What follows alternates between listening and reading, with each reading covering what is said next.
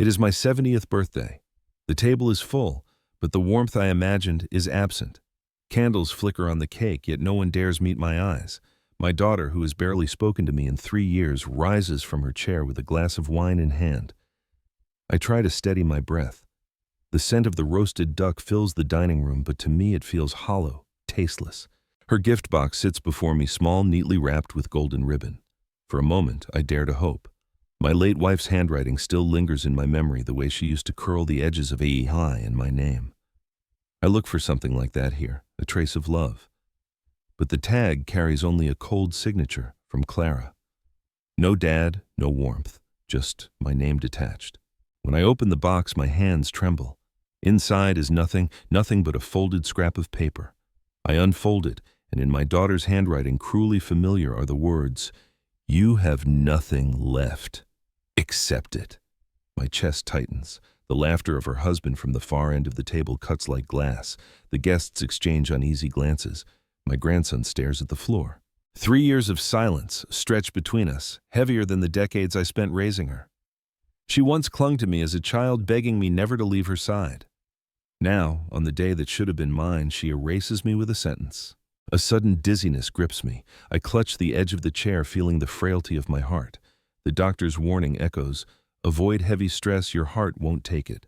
Yet here I am, drowning in humiliation, my daughter smiling as though she has delivered a toast.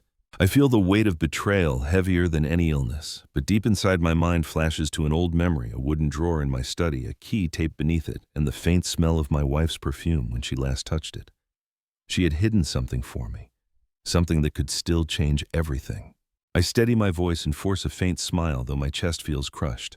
"Clara," I whisper, "you shouldn't have done this." The silence around the table deepens. Everyone is waiting for me to collapse, to beg to prove her words true. But I sit upright, holding on to something no one here knows exists. And that was only the beginning. Don't forget to subscribe to the channel and tell me in the comments where you're watching from. The golden ribbon still lies crumpled on the table, a bright thread mocking me under the dim light. The empty box is lighter than air, yet it weighs on me like stone. My daughter's words echo in the silence, "You have nothing left." The guests avert their eyes, trying to pretend they didn't witness the cruelty. Only my grandson, 10 years old, sneaks glances at me, his lips pressed tight as if he already understands too much about shame. I pick up the slip of paper again, running my fingers across her handwriting. The way she curves her letters is exactly how she did when she was 16, scribbling "Happy Father's Day" on handmade cards. But the tenderness is gone. This note cuts instead of heals. An ordinary object, a gift box, has been turned into a dagger.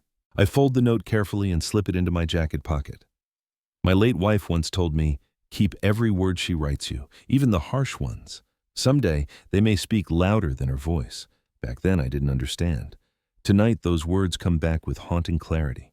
I try to continue with the dinner, but the food tastes of ashes. The roasted duck glazed with honey is something I once loved, a tradition for my birthday since I was 30. Now I chew and feel nothing. Silence sits at the table like an uninvited guest. Someone clears their throat. The sound of a fork clinking against porcelain jolts me. Every little noise feels magnified. In the middle of it all, Clara raises her glass higher. To my father, she says, her tone dripping with irony, who has always taught me how to live with nothing. Laughter erupts from her husband and a few distant cousins. My ears ring. The humiliation burns hotter than the candle flames, but I do not break. Instead, I look at her calmly. My heart pounds like a warning drum, yet I remember a truth hidden away. There is a drawer in my study that no one touches. Inside rests a bank book untouched for years. Clara believes I have nothing. She doesn't know my wife, and I built something quietly hidden from greedy eyes. I sip water, slowly hiding my trembling hands. In medical journals, I once read that a heartbeat can falter under sudden humiliation, sometimes fatal at my age. But breath by breath, I anchor myself. My daughter thinks she has ended me with a piece of paper. She doesn't realize she has only begun a fire I can still control. For a long moment, I say nothing. Silence has its own way of speaking, and I let it speak for me. But I soon realized that wasn't the worst of it. 3 years, that is how long it has been since Clara last spoke to me before this birthday dinner. 3 years since the wedding, where she walked down the aisle refusing to look back at the man who raised her. At the time, I told myself it was just nerves that she would call the next morning. She never did. In those 3 years, I lived mostly in the quiet of my study with only the old grandfather clock for company. I heard about Clara through whispers that she and her husband had moved into a large house across town, that he wore tailored suits, that they entertained wealthy friends. Yet no invitation ever came my way. My calls went unanswered, letters returned unopened. I remember one night holding the phone in my hand, my thumb hovering over her number. I rehearsed what I might say. "I miss you. How are you? Do you still think of your mother?" But I pressed nothing. My pride held me back, and silence filled the years. Silence can be louder than words, more suffocating than anger. During that time, I busied myself with small routines. Every morning, I brewed tea in the same porcelain pot my wife once loved. Folk tradition says the first pour must be offered to the spirit of the departed, so I always left a cup by her photograph. It became my ritual, a bridge between the living and the gone. Yet every sip carried the weight of Clara's absence. I thought of her childhood drawings still taped on the back of my closet door, crayon hearts, stick figures of us holding hands. How could the girl who once promised never to leave me behind now look at me as though I were a stranger? Now, sitting at this birthday table, I see her face hardened, her smile sharpened into cruelty, and I realize the silence of 3 years was not emptiness. It was preparation. She had been building this distance to return with a strike to erase me, not just from her life, but from the eyes of everyone present. A shiver runs through me as the truth settles in. The daughter I raised is no longer the daughter before me. Something has changed, something darker than pride. I thought I was safe, but I was wrong. That night, after the guests drift away and the house sinks into silence, I sit alone at my desk. The empty gift box still rests in the corner, a cruel reminder. But my eyes are drawn to the drawer I've avoided for years. I slide my fingers along the wood until I find the tiny bump under its edge, the spot where I once taped a spare key. My late wife's careful touch still lingers in the memory of that act. She insisted on keeping things safe, tucked away from greedy eyes. With a deep breath, I unlock the drawer. Inside lies a plain cloth pouch, faded and frayed. The faint scent of lavender clings to it, my wife's favorite. My hands tremble as I open it. There, wrapped in a yellowed envelope, rests the bankbook. The cover is worn, the edges softened by years, but the numbers inside are untouched, quietly growing with each compounded year of interest. I flip through the pages, line after line of deposits we made together. My wife always said, "It doesn't matter if she laughs at you now. What matters is how we secure tomorrow." And tomorrow, it seems, is now. Clara may believe I am penniless, but this book tells another story. I recall reading once that in Japan, elders sometimes bury family savings beneath floorboards, believing it protects the household spirit. My wife, though not Japanese, shared the same belief in hidden protection. This bank book is her version of that talisman, a quiet shield invisible until needed. I place it back into the pouch, then into the drawer. For now, it must remain hidden. To reveal it too soon would give Clara the power she craves. I will wait. Timing is everything. But as I sit back in the chair, a pang of doubt gnaws at me. What if my heart gives out before the right moment? What if she takes everything before I can act? The ticking of the grandfather clock suddenly sounds louder, each tick a reminder that time is both my enemy and my weapon. I close my eyes, gripping the armrest, whispering into the stillness, "Patience, old man. Patience." Silence has its own way of speaking. 2 days after the birthday dinner, I take a slow walk through the neighborhood market. The smell of fresh bread and roasted chestnuts fills the air, but I barely notice. My mind replays Clara's cruel smile, her husband's mocking laugh. I feel like every vendor is staring at me, though they're only calling out prices. Then, as I pause by the fruit stall, a familiar face leans close. It's Mrs. Lopez, an old neighbor who has known me since Clara was a child. Her voice is low, urgent. "Don't go home alone tonight," she whispers. I turn to her, confused. She avoids my eyes, fiddling with the apples in her hand. "Your daughter and her husband. I heard them talking. They planned something. Be careful." The words chill me more than the winter wind cutting through my coat. I ask her what she means, but she only shakes her head. "Just listen to me. Lock your doors. Don't trust them." Then she slips away into the crowd, leaving me with more questions than answers. I stand frozen in the middle of the street, the ordinary bustle of the market suddenly strange, unreal.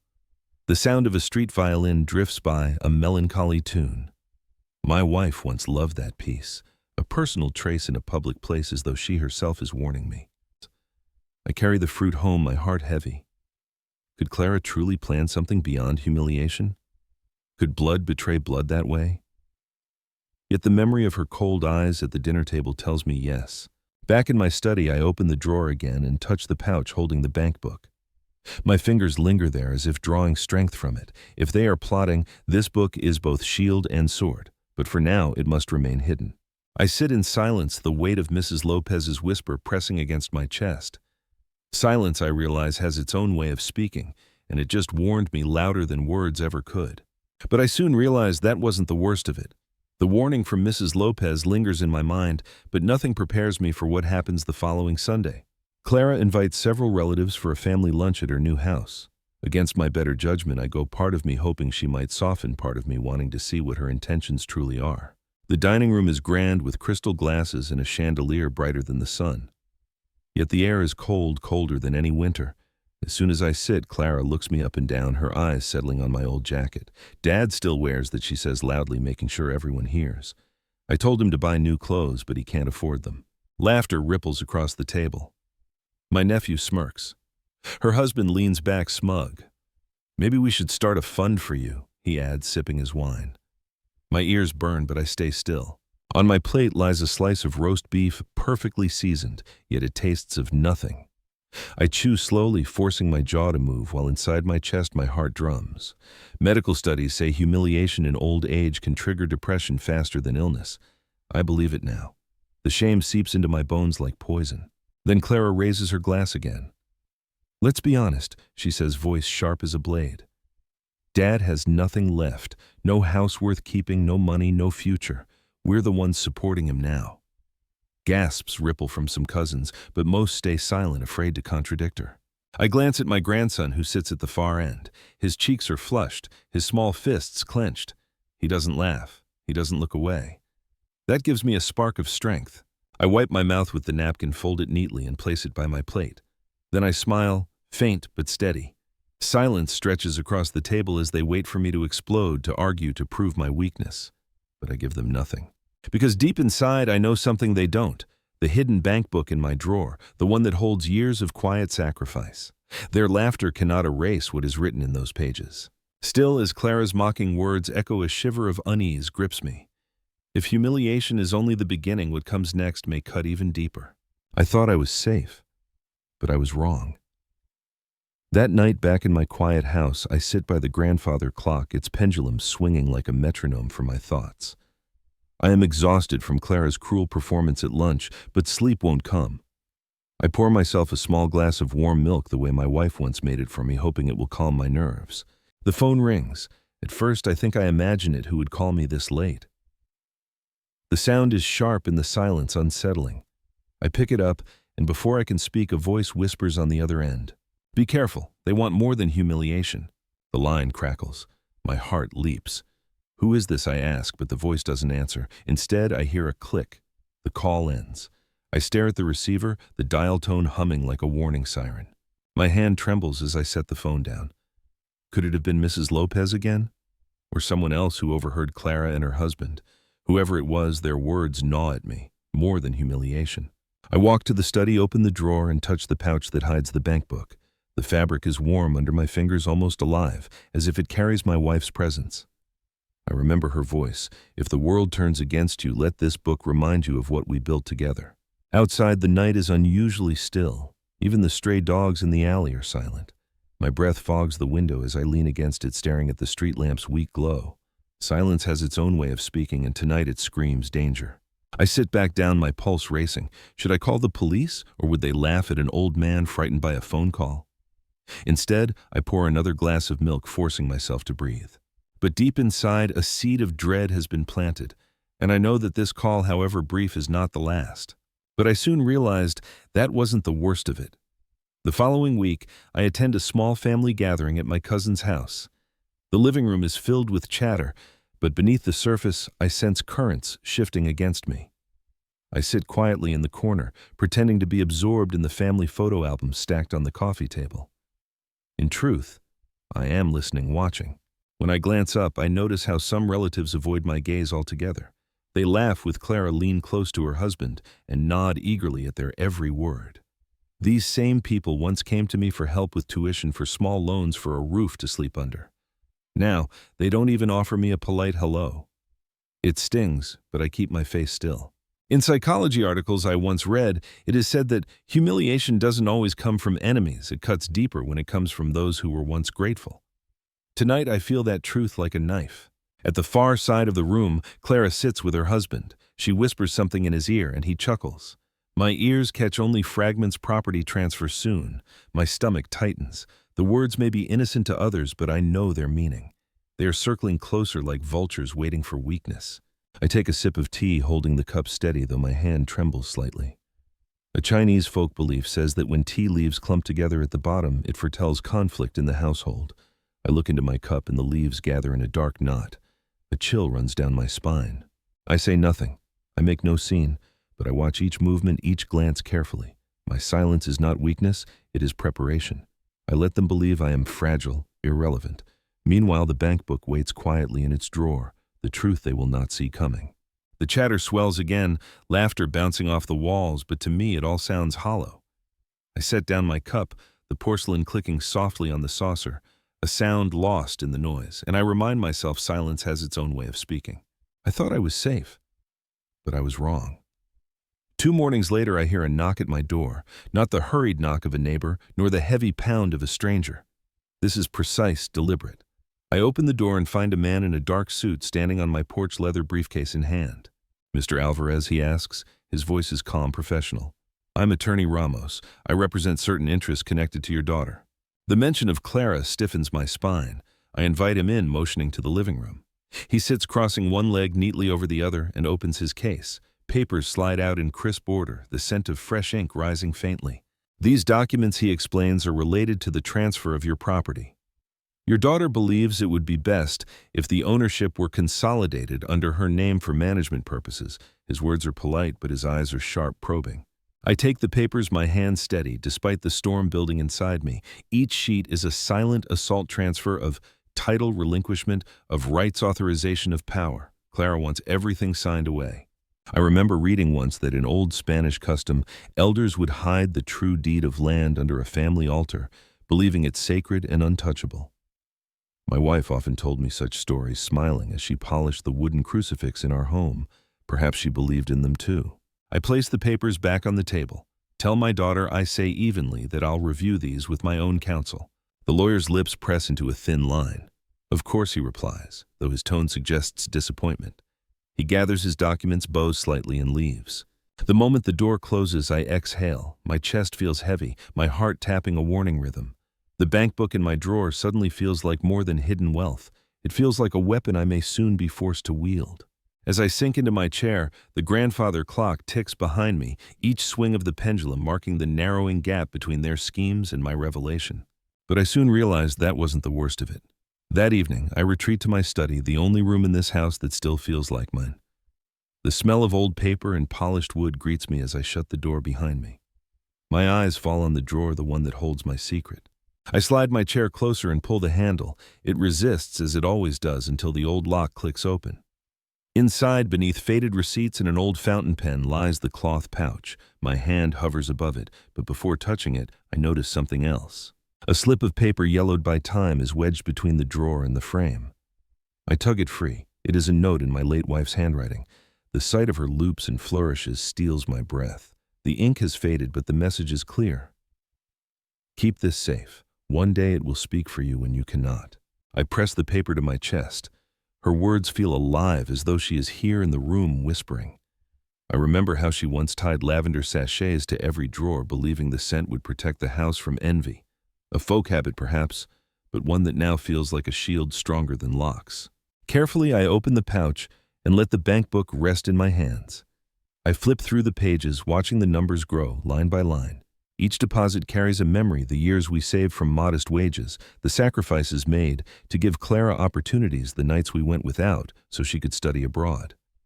Every number is a testimony of love now twisted into a secret weapon. I close the book and return it to its place. My fingers linger on the note my wife left, tracing the curves of her familiar hand. I whisper into the silence, I haven't failed yet. I won't. The house creaks as if listening. The clock ticks louder, measuring the distance between betrayal and revelation. 2 days later, Clara summons me to her house again. This time it isn't a lunch or celebration. She calls it a family meeting. The words alone tighten my chest. I know what they mean, another stage in her plan. When I arrive, the living room is crowded. Clara sits at the head of the table, her husband beside her, papers neatly stacked in front of them. A few cousins linger in the corners, curious spectators. Even my grandson is there, seated quietly with his eyes fixed on the floor. "Dad," Clara begins, her tone overly sweet. "We've been thinking about your future. You're not getting any younger. It would be best if you signed these papers now so everything runs smoothly." She slides the stack toward me, the sound of paper against wood, sharp as a blade. I glance at the top page, transfer of property title, exactly what Attorney Ramos showed me. Clara's husband leans forward. "This is for your benefit," he says. "Less responsibility for you, more security for the family." I hold the papers but don't sign. My wife once told me, "Never let desperation make you give away what you bled for." Her voice echoes in my mind now, firm and unwavering. Around the table I notice the eyes of relatives flickering, some hungry, some guilty, most silent. I wonder if they see me as a burden or as prey. A moment of hesitation stretches heavy and suffocating. Finally, I set the pen down. "I'll think about it," I say. My voice is calm but firm enough to silence the room. Clara's smile fades for a flicker of a second, then returns brittle. Psychologists say that silence in negotiation is a weapon. Tonight, I wield it. I fold my hands on the table, staring into the eyes that once looked at me as father, uncle, elder. Now they look at me as an obstacle.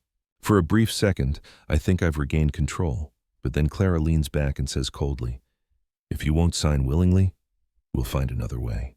I thought I was safe, but I was wrong. The meeting disperses, but the tension follows me home like a shadow.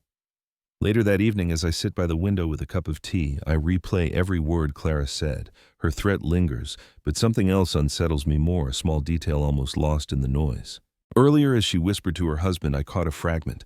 "If he doesn't sign, the bank will come after us." She had said it quickly, almost too quickly, and her husband shot her a sharp look. No one else seemed to notice, but the words seared into my mind. The bank. What bank? What debt? I stir my tea absent-mindedly, watching the leaves spin in circles. Old folk belief says if tea leaves form a ring, it means entanglement, a knot of troubles. Tonight, the leaves form not one ring, but three. My hand trembles slightly as I set the cup down. I recall articles I once read in the paper about younger families sinking into debt while trying to maintain an image of wealth, mortgages, stretched too thin, loans disguised as investments. Could Clara and her husband be hiding such a burden? Could all this cruelty be nothing more than desperation dressed as arrogance? If so, then the humiliation at lunch, the lawyer's visit, even this meeting, all of it has a motive. Not just to erase me, but to strip me for survival. I walk to my study, unlock the drawer, and hold the bank book again. The numbers inside are silent, but their weight is undeniable. If Clara is desperate, this book isn't just protection anymore. It's bait. It's the very thing she is hunting. I close it, return it to its place, and whisper into the quiet, "You've shown me too much, Clara." The clock ticks louder, the air heavy. My wife's photograph watches from the wall, her smile soft, eternal. I wonder what she would say if she saw her daughter now. But I soon realized that wasn't the worst of it. The next evening, Clara invites me again, but this time only the immediate family is present. Her husband greets me at the door with a stiff smile, his hand lingering on my shoulder, a little too long, as though testing my strength.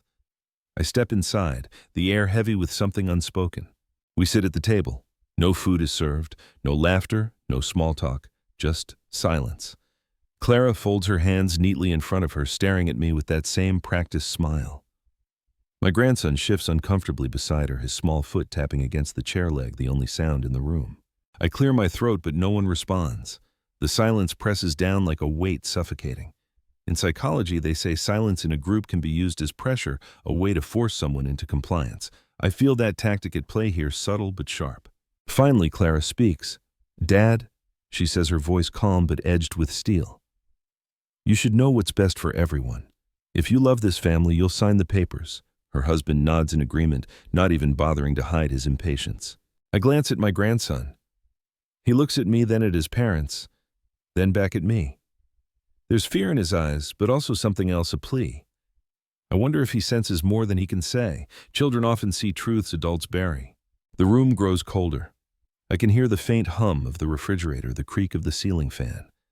Every sound is magnified against the silence. I let it stretch, refusing to answer. My late wife's voice echoes in my mind. When silence is the only weapon you have, wield it carefully. I rest my hands on the table and meet Clara's gaze. I say nothing. The unease deepens, her smile falters. Her husband shifts in his chair. My grandson swallows hard, the tap of his foot stopping suddenly. Silence has its own way of speaking, and tonight it says more than words ever could. But I soon realized that wasn't the worst of it. The silence of that night lingers with me until the next morning.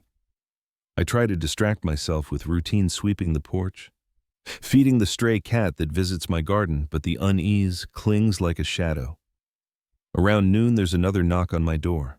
When I open it, Clara's husband stands there alone. His smile is gone. He steps inside without asking. The air shifts instantly, heavy and sharp. "Let's stop pretending, old man," he says, his voice low, cold. "You're going to sign those papers, one way or another." He leans close, the smell of his cologne mixed with the faint bite of alcohol. Clara might play games with words, but I don't. If you resist, you'll regret it. My hands clench at my sides, but I stay seated, refusing to show fear. In my chest, my heart hammers, warning me of its frailty. I recall my doctor's words. Any sudden shock could be dangerous, but I force myself to breathe evenly. He continues, almost whispering. "I know you've got something hidden. Money, maybe. Property. You think you're clever, but we'll find it. Better to hand it over now before things get messy." His eyes narrow, and for the first time I see not arrogance, but desperation. An image flashes in my mind. My wife's old photograph smiling from the mantel, the hidden bank book in my drawer, my grandson's pleading eyes. All of them are reasons to stand firm. I straighten my back and answer with as much calm as I can summon. "You forget, son," I say softly. "I've lived long enough to know that threats are made only by the weak." For a moment his jaw tightens, and I think he might strike me, but instead he exhales sharply and storms out, slamming the door so hard the walls tremble. I sit in the silence that follows, every muscle trembling, my pulse racing dangerously. The cat on the porch darts away, startled by the noise. I press a hand to my chest, whispering a prayer of gratitude that I'm still here. But deep inside, I know this was only the beginning of something darker. I thought I was safe, but I was wrong. That night, unable to sleep, I wander into my study once more. The drawer with the bank book calls to me, but instead my eyes drift to the shelf above it, to an old family photo frame gathering dust. I take it down, wipe the glass, and stare. It's a picture of Clara as a little girl, no older than 7, standing between me and my wife. Her arms are wrapped around our waists, her smile wide and innocent, missing a front tooth. My wife's hand rests gently on her shoulder, and in her other hand, barely visible, she holds the very bank book now hidden in my drawer. I had forgotten that detail, but there it is, plain as day. The sight shakes me. This wasn't just a savings book. It was part of our family history, woven into the fabric of our sacrifices. My wife had wanted Clara to grow up knowing security, to feel the strength of parents who had given everything for her. How bitterly ironic that the same book now stands between us like a wall. I sink into my chair, tracing my wife's smile through the glass. I remember her small habits, the way she hummed while cooking, the way she left lavender tucked into drawers, the way she always believed in small omens. Once she told me that photographs hold pieces of our soul, that's why they last beyond our flesh. Tonight, I believe her. I clutch the frame tightly, whispering to the still air. "If you can see us, tell me what to do. Tell me how to save what's left of our family." The silence answers, heavy but also strangely comforting. For a moment, I almost hear her humming again. The photo becomes more than a memory. It is a reminder, a trace of her love, a weapon of truth, proof of what we built together. I place it gently back on the shelf above the drawer that guards our secret. I thought I was safe, but I was wrong. In the days that follow, whispers spread through the neighborhood. At the bakery, I overhear 2 men talking. "He's broke now, living off scraps." At the pharmacy, the cashier lowers her voice when handing me change, as though I've fallen beneath dignity. Word travels fast, and I know where it comes from. Clara and her husband are weaving their story like a spider spins its web, patient sticky, meant to trap me. I walk home with a paper bag of medicine. The pills rattle softly, a reminder of my frail heart. As I pass the small chapel on the corner, I stop. The scent of incense drifts out, mingling with the evening air. An old superstition comes to mind: if you light a candle for the dead and the flame flickers wildly, it means the spirit is restless. I step inside and light a candle for my wife. The flame dances violently, as if she herself is warning me. My chest tightens. Back home, I sit by the window. Across the street, I notice Clara's husband's car parked farther than usual. Engine off, lights dimmed, watching, pretending to be invisible. I close the curtain slowly, pretending I haven't seen. In the quiet, my thoughts turn to my grandson, the boy who clenched his fists when others laughed at me. Does he already see the truth?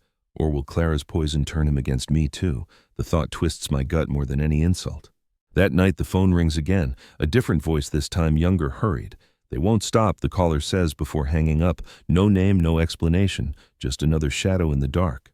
I sit in my chair, hands trembling, the bank book's weight heavy in my memory. They think I am cornered, powerless. But they don't know patience has teeth. Silence has its own way of speaking. And tonight, it tells me the storm is only beginning. But I soon realize that wasn't the worst of it. It happens on a rainy afternoon. I hear the knock, and before I can answer, the front door creaks open. Clara and her husband step inside without waiting for permission, water dripping from their umbrellas onto my worn carpet. Clara doesn't bother with greetings. She looks around the house with disdain, then fixes her gaze on me. "Dad," she says sharply, "this place is too much for you. You can't manage it. It's time you moved out." Her words hit harder than the storm outside. This house is more than walls. It's where I carried Clara on my shoulders as a child, where my wife hummed while cooking, where every photograph tells the story of a life built with sacrifice. To them, it's just property. To me, it's breath. Her husband steps closer, waving a paper.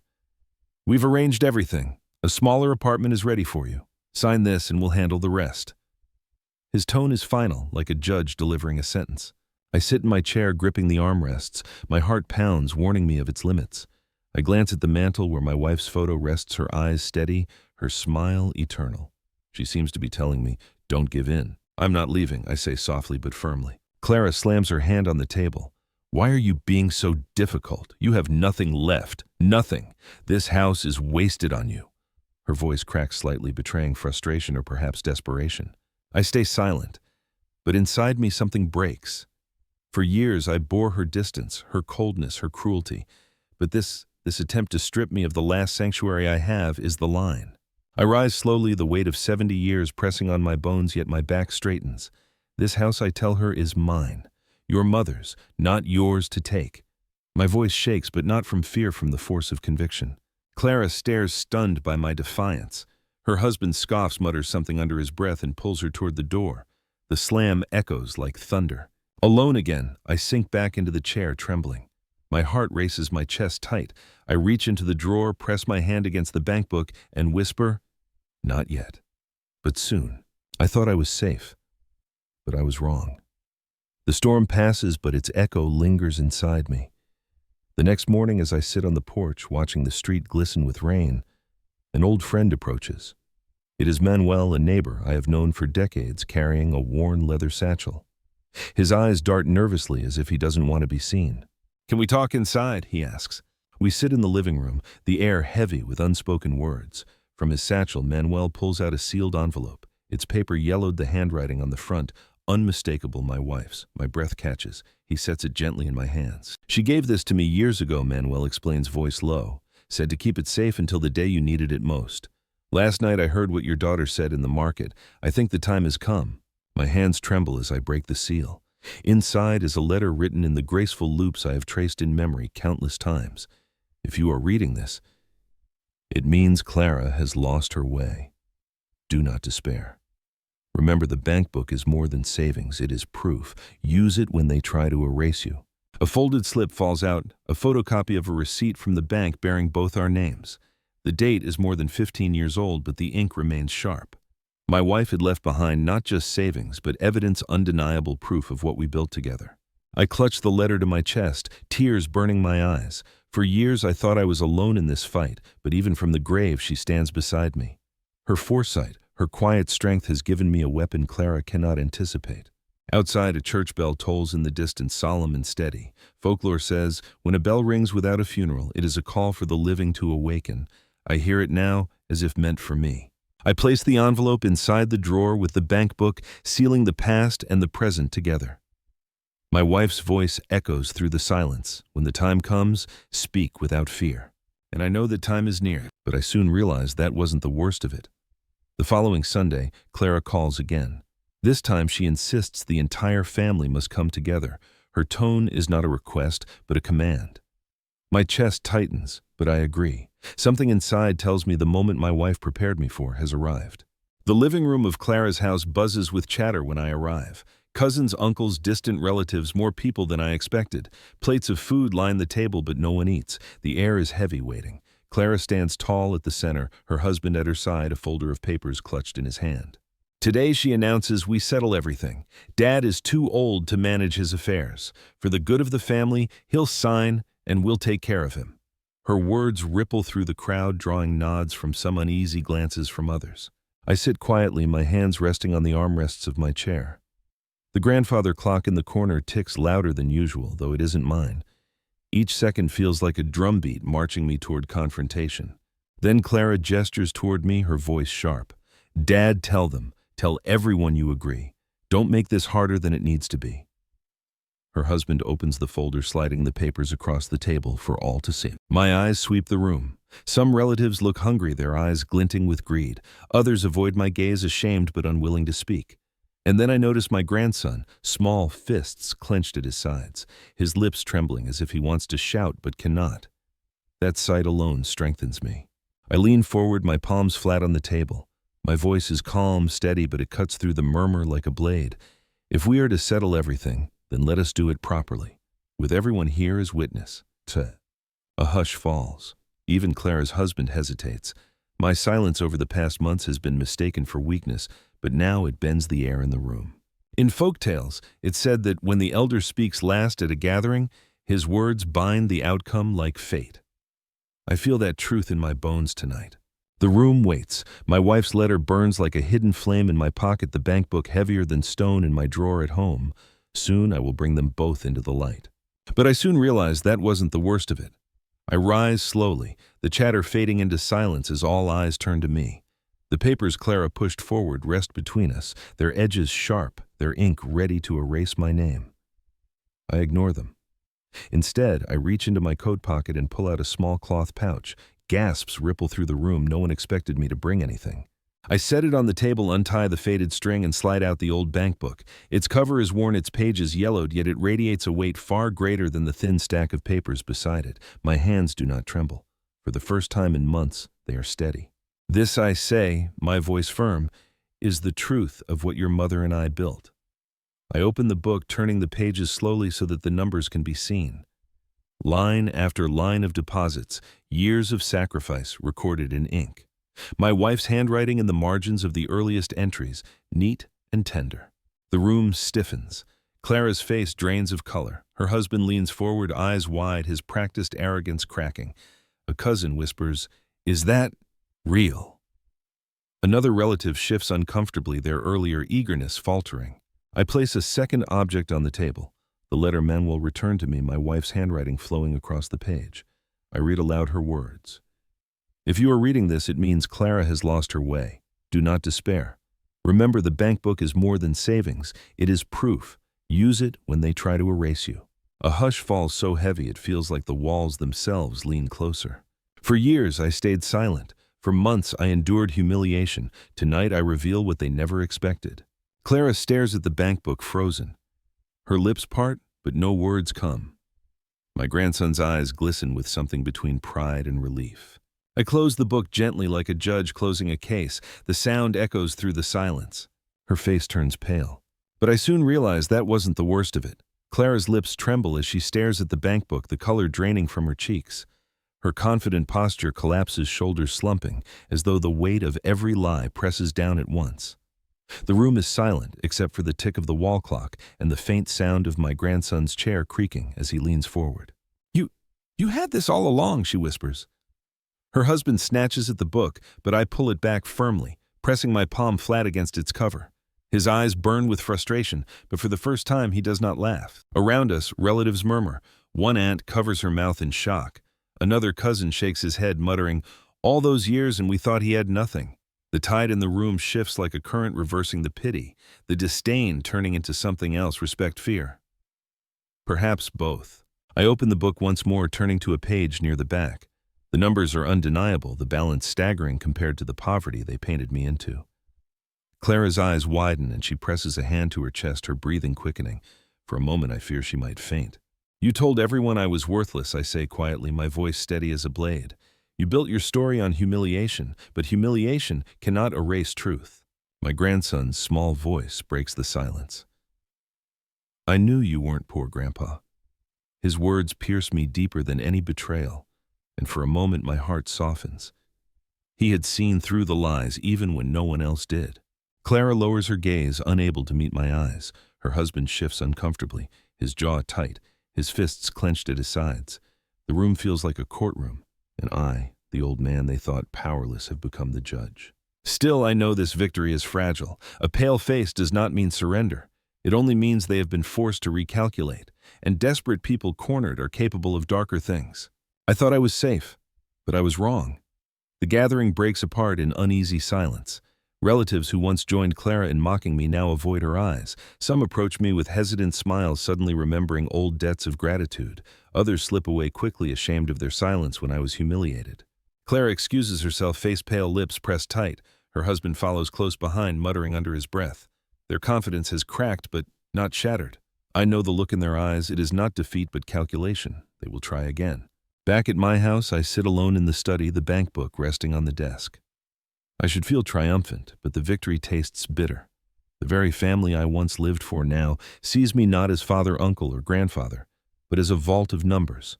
The money I saved with my wife's love has become both shield and curse. The phone rings. It's my cousin Ernesto. His voice is soft, too soft. Uncle, I'm sorry for staying quiet earlier, but you must be careful. They won't stop here. He pauses, and others might want their share now that they know. His words chill me more than Clara's pale face. Betrayal spreads like fire. Once lit, it consumes everything. I hang up and glance at my wife's photograph. Her eyes seem to ask me whether this is what she sacrificed for to see me surrounded not by love, but by vultures. I whisper back, I'll protect it. I'll protect him. My mind goes to my grandson, the only one who looked at me with truth in his eyes. That night I step outside. The street is quiet, the air damp from a passing drizzle. In the shadows I notice a figure, Clara's husband, standing near the lamppost smoking, watching my house. He flicks the cigarette away and disappears into the dark when he sees me at the door. I lock the door, bolt the windows, and sit in the silence, the bank book still warm from my hands. For now, I have won. But the war within my family has only just begun. But I soon realized that wasn't the worst of it. The next morning, the house is quiet, but my thoughts are not. I sit by the window with a cup of tea, the steam curling upward like fragile threads of memory. The world outside seems unchanged, children running to school, vendors calling their prices, yet inside me, everything feels different. I think of the path that led here. A lifetime of work saving coins when others spent freely sacrificing comforts so Clara could study abroad, hiding small joys so she might have bigger ones. My wife and I built a fortress of love brick by brick, and now the one we built it for stands at the gate with a torch. In psychology journals, I once read that betrayal from family wounds more deeply than betrayal from strangers because it shakes the foundation of identity itself. Today, I feel that truth. Clara is not just my daughter, she is part of me. To see her turn against me is to feel my own blood reject me. I look again at the bank book. Its numbers glow with quiet power, but they cannot fill the hollow in my chest. What good is wealth when it divides more than it binds? My wife believed it would protect us, but even she could not foresee how greed corrodes love. Still, there are moments of light. My grandson's small voice declaring he believed in me. The kindness of Manuel, who kept my wife's letter safe. Even Mrs. Lopez's warning in the market. These threads remind me that family is not always blood. Sometimes it is loyalty, sometimes memory. I pause, listening. The house creaks softly as though answering. Silence has its own way of speaking. In its language, I hear both sorrow and strength. I whisper to the empty room, if forgiveness is possible, I will try. But if not, I will protect what remains. My wife's photograph seems to nod in reply, her smile gentle, forgiving, even in absence. Yet deep inside, I know forgiveness alone will not be enough. Clara and her husband are not finished. The pale face I saw was not surrender, it was warning. I thought I was safe, but I was wrong. The house is still, the evening light spilling through the curtains in soft gold. I sit in my study one last time, the bank book and my wife's letter laid before me. Their weight is not in paper or ink, but in memory, in sacrifice, in love that endured beyond death. I think of Clara, my daughter, my blood. I raised her with hope, taught her to read by candlelight, worked double shifts so she could wear new shoes to school. And yet somewhere along the way, she turned that love into resentment, into hunger for what she thought I could not give. I wonder, did I fail her or did she fail herself? Perhaps both truths can live side by side. My decision is clear. The fortune will not go to those who see me only as a burden. I will protect it, guard it, and ensure it finds its way to hands that honor the sacrifices behind it. My grandson's eyes, wide with belief and kindness, remind me there is still a thread of hope in this family. He will not grow up thinking cruelty is power. I rise, place the bank book back into its pouch, and tuck my wife's letter beside it. Then I lock the drawer, knowing that one day it will open again, not for greed but for justice. The night deepens. Outside, the street is quiet, only the distant bark of a dog breaking the stillness. I pour myself a final cup of tea, watch the leaves swirl, and reflect on what remains. Betrayal cuts deep, but it does not destroy me. Family can wound, but memory heals, and forgiveness, though fragile, still whispers in my heart. I look at my wife's photograph, her gentle smile as steady as the day it was taken. I kept it safe, I tell her softly, and I'll keep him safe too. The clock ticks on unhurried. My story is not over, but this chapter is closed. Thank you for staying with me through this story. If it touched you, please subscribe and continue with the next story in the playlist.